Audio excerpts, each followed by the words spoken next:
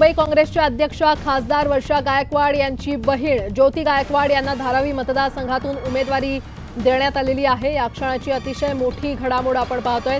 धारावी मतदारसंघातून त्यांना उमेदवारी देण्यात आलेली आहे। ज्योती गायकवाड यांना उमेदवारी देण्यात आली आहे। मुंबई काँग्रेसच्या अध्यक्षा वर्षा गायकवाड यांची बहीण ज्योती गायकवाड यांना धारावी मतदारसंघातून उमेदवारी देण्यात आलेली आहे।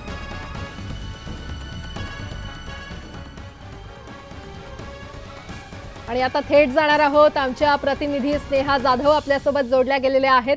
स्नेहा, वर्षा गायकवाड यांच्या बहीण ज्योती गायकवाड यांना धारावी मतदारसंघातून उमेदवारी देण्यात आली असल्याचं कळतंय। काय अपडेट, कशी ही निवडणूक असणार आहे? नक्कीच आपण पाहिलं तर काल काँग्रेसची यादी जाहीर करण्यात आलेली आहे। त्यामध्ये धारावी मतदारसंघात जी महाविकास आघाडीमधून रस्सीखेच सुरू होती, काँग्रेसकडून त्याचप्रमाणे शिवसेना उद्धव बाळासाहेब ठाकरे या गटाकडून रस्सीखेच सुरू होती, त्या अनुषंगाने काल जी काँग्रेसकडून यादी जाहीर करण्यात आलेली आहे त्यामध्ये ज्योती गायकवाड यांना उमेदवारी देण्यात आलेली आहे। आपण त्यांच्याशी थेट संवाद साधत आहोत। ताई नमस्कार। नमस्कार।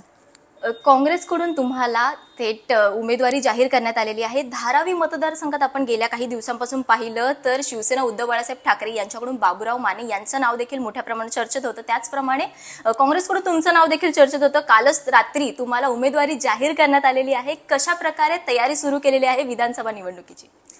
तयारी करण्यापूर्वी मी एवढं सांगू इच्छिते की धारावीमध्ये खूप मोठा प्रश्न आहे अदानीचा। त्या प्रश्नासाठी आम्ही सगळे एकत्र आले आहोत आणि महाविकास आघाडी पूर्ण शिवसेना उद्धव बाळासाहेब ठाकरे पक्ष असो किंवा राष्ट्रवादी पक्ष असो किंवा आप आणि समाजवादी, आम्ही सगळेच काँग्रेस हे सगळे एकत्र येऊन त्याच्याच विरोधात लढण्यासाठी एकत्र आलो आणि आमच्या सगळ्यांमध्ये एक वाक्यता आहे की आम्हाला अदानी विरुद्ध लढायचं आहे। कारण आमच्या धारावीच्या लोकांची जी घरं आहेत त्याचाच मोठा प्रश्न आला आहे। त्यांचं दुकानं, त्यांची जे सगळ्या समस्या आहेत त्याचा मोठा प्रश्न आला आहे।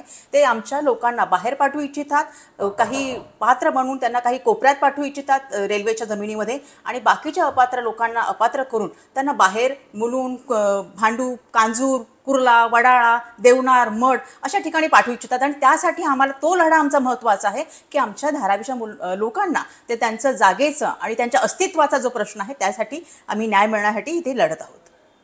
तर इथे स्थानिक पातळीवरती अनेक प्रश्न आहेत, तर कोणते प्रमुख प्रश्न असतील या प्रश्नांच्या आधारे तुम्ही ही निवडणूक लढवणार आहात? स्थानिक पातळीवर दुसरे प्रश्न आहेतच, पण मी जो सांगितला की अदानीचा प्रश्न हा सगळ्यात मोठा आहे।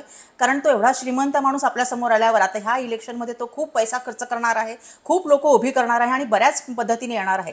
पण आपली जी एकी आहे आमची धारावीच्या लोकांची, आणि धारावी जो परिवार माझ्याबरोबर आहे, ताईबरोबर आहे, गायकवाड साहेबांबरोबर तो नेहमी राहिलेला आहे, तो परिवाराचा साथ घेऊनच आम्ही ते पुढे जाणार आहोत। ताई, उमेदवारीचा अर्ज कधी दाखल करणार आहात?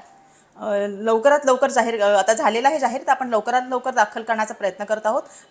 बहुतेक सोमवारी किंवा मंगळवारी, आता 2 दिवस उरलेत, त्याच्यामध्ये आपण नक्की हे करू। ताई, असं देखील चर्चा आहे की घराणेशाहीच्या अनुषंगाने म्हणजेच खासदार वर्षा गायकवाड यांच्या तुम्ही बहीण आहेत ज्योती गायकवाड, यामुळे तुम्हाला तिकीट देण्यात आलेलं आहे। भाजपकडून देखील असे आरोप होत असतात, त्याचप्रमाणे काँग्रेसकडून देखील असे आरोप होत असतात की घराणेशाहीलाच महत्त्व दिलं जात आहे। त्याचप्रमाणे आता काँग्रेसकडून देखील तुम्हाला तिकीट दिलेलं आहे, काय उत्तर द्याल यावर? बघितलं तर माझा जो पिंड आहे तो समाजसेवेचा आहे। मी बऱ्याच वर्ष इथे काम करत आहे, समाजसेवा करत आहे, कॅम्प घेणं किंवा कोरोनामध्ये लस देणं अशा बरेच काम केलेले आहे। आणि मला असं वाटतं की बीजेपीने तरी हा प्रश्न बोलू नये, कारण फडणवीसांचा घराणेशाही सगळ्यांना माहिती आहे, त्यामुळे त्यांनी तरी हा प्रश्न उपस्थित करू नये। आणि जेव्हा एका घरामध्ये 2 डॉक्टर होतात, 2 इंजिनियर होतात, 2 वकील होतात, तेव्हा आपण घराणेशाही म्हणतली जात नाही। आणि अशा वेळी जेव्हा मला काम करायची इच्छा आहे, समाजसेवेच्या मार्गाने करायची इच्छा, आणि ती राजकारणाच्या माध्यमातून करायची, आणि अशा वेळी मला माझ्या पक्षश्रेष्ठींनी जे तिकीट दिलं आहे मी त्यांचा आभार मानू इच्छिते त्यासाठी। ताई, वर्षाताई जेव्हा खासदारकीला उभ्या होत्या तेव्हा त्यांच्या प्रचारादरम्यान तुमचा खारीचा वाटा होता असं सांगितलं जात आहे। आता तुम्ही निवडणुकीला उमेदवार म्हणून उभ्या आहात, तर वर्षाताई त्यांच्या बिझी जे शेड्यूल आहे त्यामधून वेळ देणार आहेत का? कशा प्रकारे वेळ देऊन तुम्हाला मदत करणार आहेत या उमेदवारीसाठी? नक्कीच वर्षाताई मदत करेल। आणि आपले मी सांगितलं की आपली सगळे जे महाविकास आघाडीचे सगळेच नेते आहेत ते सगळ्यांनी मला विशेषतः अनिल देसाई साहेब, आदित्य ठाकरे साहेब, त्यांनी सुद्धा मला सपोर्ट केलेला आहे, त्यांनी सुद्धा माझ्यावर प्रेम दाखवलं आहे, आणि त्या सगळ्यांनी मिळून आम्ही सगळे काम करणार आहे। आणि वर्षाताई तर मुंबईची अध्यक्ष आहे, तुम्हाला माहिती आहे, त्यामुळे तिला पूर्ण मुंबई बघून धारावी बघावी लागणार आहे, त्यामुळे आम्ही सगळे एकत्र नक्कीच काम करणार।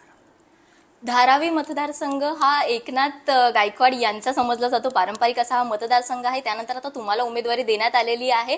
किती विश्वास आहे की तुम्ही या मतदारसंघातून निवडून याल आणि धारावीकर तुम्हाला मोठ्या स्नेहा, धन्यवाद या संपूर्ण आढाव्यासाठी। तर आशिष शेलार हे देखील आपला उमेदवारी अर्ज सध्या भरणार आहेत आणि त्यांच्यासह आमचे प्रतिनिधी तुषार उपनवर सध्या आपल्यासोबत जोडले गेलेले आहेत। थेट जाऊयात तुषार यांच्याकडे। तुषार,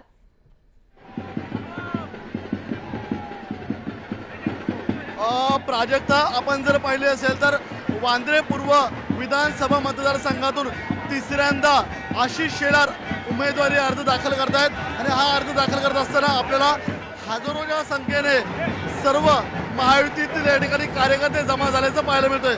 ही आपण दृश्य पाहाल, न्यूज 18 लोकमतच्या प्रेक्षकांना हे दृश्य दाखवतोय। हजारोच्या संख्येने या मतदारसंघामध्ये शक्ती प्रदर्शन करत आशिष शेलार आपल्याला उमेदवारी अर्ज दाखल करताना पाहायला मिळतात। सर्व मतदारांना आशिष शेलार नमस्कार घालतायत। आपण थेट आशिष शेलार यांच्याशी संवाद साधणार आहोत, त्यांच्याशी बोलणार आहोत की आजचा त्यांचं शक्ती प्रदर्शन त्यांच्या सहपत्नीक ते करताना पाहायला मिळतात। आपण सुरुवातीला शेलार साहेबांशी बोलू।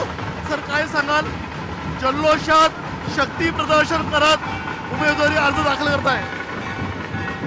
वांद्रे पश्चिम, खार पश्चिम, सांताक्रूज पश्चिम या विभागातील मतदारांना मी त्यांच्या कुटुंबातला एक सदस्य आहे।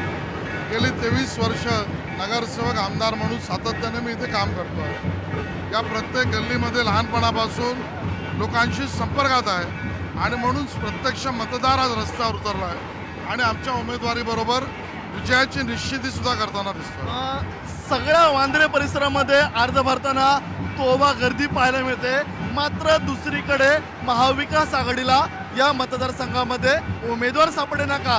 कारण की महाविकास आघाडीने चॅलेंज केलं होतं, आम्ही आशिष शेलारांना यंदा घरी बसवू।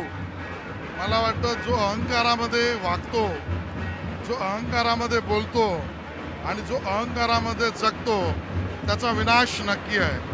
महाविकास आघाडीतले काही नेते अहंकारामध्ये जगत आहेत आणि त्यामुळे त्या अहंकारापोटी त्यांचे वक्तव्य आहे। मी विनम्रतेने जनतेचा आशीर्वाद स्वीकारतोय आणि माझा विजय निश्चित होईल। विजयाची हॅट्रिक मारताना यंदाचं लीड हे किती असणार आहे? मुंबईतला रेकॉर्ड आशिष शेलार हे ब्रेक करणार आहेत का?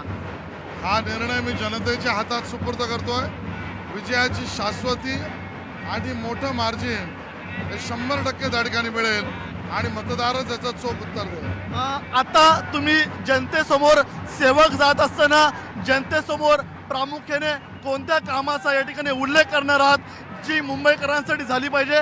कारण विरोधकांकडून धारावी अदानींच्या मुखाशी, धारावी अदानींच्या तोंडाशी असा नरेटिव्ह तयार केला जातोय। फेक नरेटिव्ह ही जनताच त्यांच्या पेकाटामध्ये लात मारेल। धारावीच्या विषयामध्ये मुंबईतलं सर्वात चांगलं सुनियोजित शहर वसणार आहे। महापालिका आणि राज्य सरकारला त्यातनं खूप मोठा निधी मिळणार आहे आणि या सगळ्यातनं मुंबईवर पडलेला एक शिक्का आणि माझ्या गरीब धारावीकरांना असलेली दुर्व्यवस्था या दोन्ही गोष्टी संपणार आहेत। त्याला विरोध करणारे धारावीत सुद्धा पडतील।